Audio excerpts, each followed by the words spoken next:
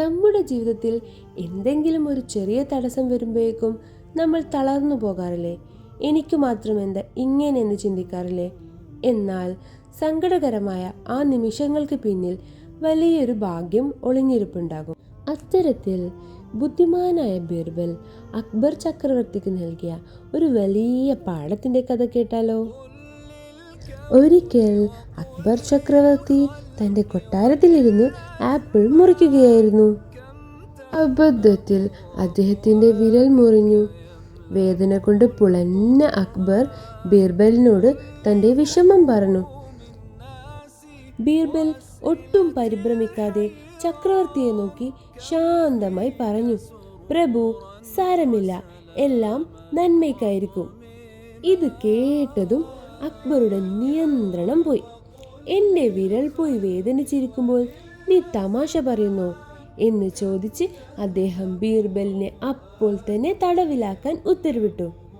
ഭടന്മാർ കൊണ്ടുപോകുമ്പോഴും ബീർബൽ ചിരിച്ചുകൊണ്ട് പറഞ്ഞു, പ്രഭു, ഞാൻ ജയിലിൽ പോകുന്നതും നന്മയ്ക്കായിരിക്കും. കുറച്ചു ദിവസങ്ങൾക്ക് ശേഷം അക്ബർ കാട്ടിൽ നായാട്ടിനു പോയി. നിർഭാഗ്യവശാൽ അദ്ദേഹം കാട്ടുവാസികളുടെ കയ്യിൽ അകപ്പെട്ടു. അവരുടെ ദേവതയ്ക്ക് ബലി നൽകാൻ അവർ അക്ബറെ ഒരുക്കി. പൂജകൾ പൂർത്തിയായി കഴുത്തിനു നേരെ വാളുയരാൻ പോകുന്ന നിമിഷം പെട്ടെന്ന് പൂജാരി അക്ബറുടെ കൈകൾ ശ്രദ്ധിച്ചു. പൂജാരി അലറി, നിർത്തൂ, ഈ മനുഷ്യനെ ബലി നൽകാൻ പറ്റില്ല. ശരീരത്തിൽ മുറിവുള്ള ഒരാളെ ബലി നൽകിയാൽ നമ്മുടെ ദേവത കോപിക്കും. ഇവനെ വിട്ടേക്കൂ. മരണത്തിന്റെ വക്കിൽ നിന്ന് രക്ഷപ്പെട്ട അക്ബർ നേരെ ഓടിയെത്തിയത് ബീർബലിന്റെ അടുത്തേക്കാണ്.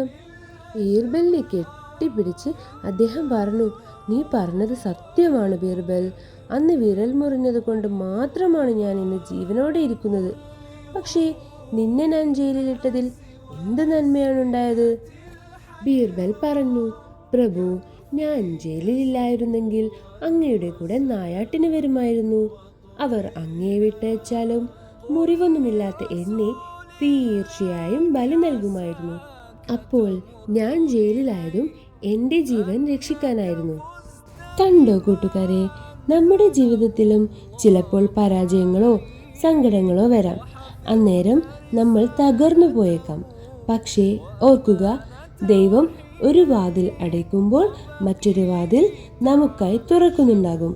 അതുകൊണ്ട് എപ്പോഴും ശുഭപ്രതീക്ഷയോടെ ഇരിക്കുക.